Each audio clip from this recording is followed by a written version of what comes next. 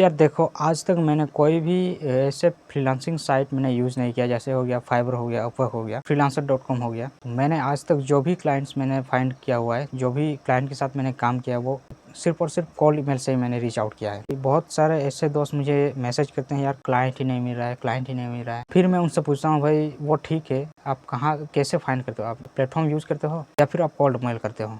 भाई एक रूल होता है 100 3 99, मतलब कि भाई 100 को मेल करोगे तब जाके 3 लोग आपको रिप्लाई देंगे, और उनमें से भी कंफर्म नहीं कि कितने आपको काम दे सकते हैं। मतलब कि 99% चांस है कि वो आपको रिजेक्ट करे। तो ये होता है रूल। मतलब कॉल मेल में इतना एफर्ट्स लगता है, समझ सकते हैं। मैंने जो अभी मेल किया हुआ है 136 के अराउंड मैंने टोटल इंटरनेशनल क्लाइंट को मेल किया, लेकिन उनमें से सिर्फ एक ही क्लाइंट मिला है, और वो जो डील हुई है हमारी लॉन्ग टर्म के लिए डील हुई है, लॉन्ग टर्म तक काम देगा यदि उसको मेरा काम पसंद आए तो। अगर मैं अच्छा सर्विस नहीं दे पाऊँ तो कहाँ से वो रखेगा भाई।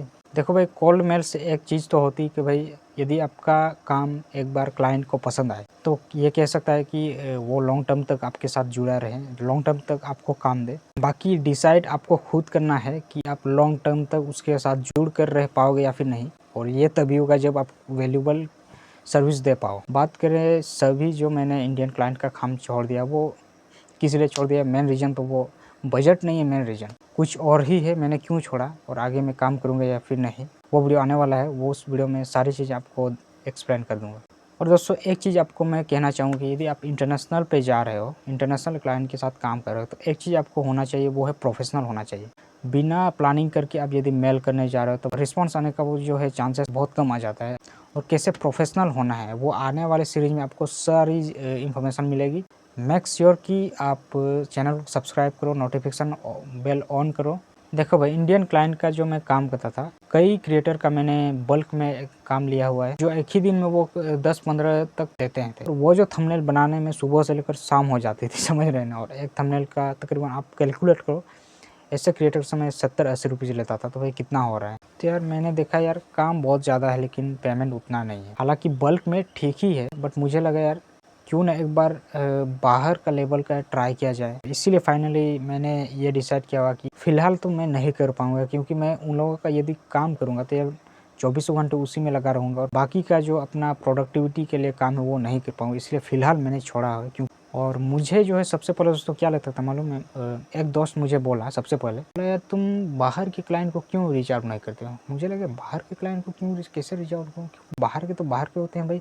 होता है ना भाई, जब हम बाहर के इंटरनेशनल पर हम कॉल करते हैं तो कॉल नहीं जाता है, तो मुझे लगता है कि यार उसी प्रकार से हम यदि मेल करें तो मेल उन तक पहुंचेगा कैसे? मुझे यही लगता था। मुझे दोस्त ने बोला, भाई कैसी बेवकूफ़ी वाले बातें करो भाई, मेल जाता है यार, पूरा इंटरनेशनल में जाता है। मुझे यकीन नहीं हुआ। इसके बाद मैंने ट्राई किया कि मैंने वहाँ से हाँ हो सकता है, मतलब इंटरनेशनल लेवल पे मेल जा सकता है तो हम उसके लिए काम कर सकते हैं। और फिर मैंने डिसाइड किया, यार चलो हम कॉल मेल करके इंटरनेशनल क्लाइंट को हम रीच आउट करते हैं। अब हम बात करते हैं कि फर्स्ट इंटरनेशनल क्लाइंट कैसे मिला, हमारे बीच कॉन्वर्सेशन कैसी रही। सबसे पहले तो भाई उन्होंने सैंपल मांगा। मैंने पोर्टफोलियो नहीं भेजा, बट उन्होंने एक टॉपिक दी और मैंने उनके लिए एक थंबनेल बना के भेजा। काफ़ी पसंद आया उनको थंबनेल। इसके बाद उन्होंने बोला हम लॉन्ग टर्म के लिए काम करेंगे। पेमेंट की बात उन्होंने क्रिप्टो में किया, लेकिन बाद में मुझे रियलाइज हो रहा है यार क्रिप्टो से यूएसडीटी में तो हम नहीं निकाल सकते हैं, वहाँ पे दिक्कत हो गई यार। 3-4 थंबनेल का उन्होंने पेमेंट भेज चुका था, और बाद मुझे दिक्कत आने लगी, वो पेमेंट वहीं पे पड़ा हुआ है।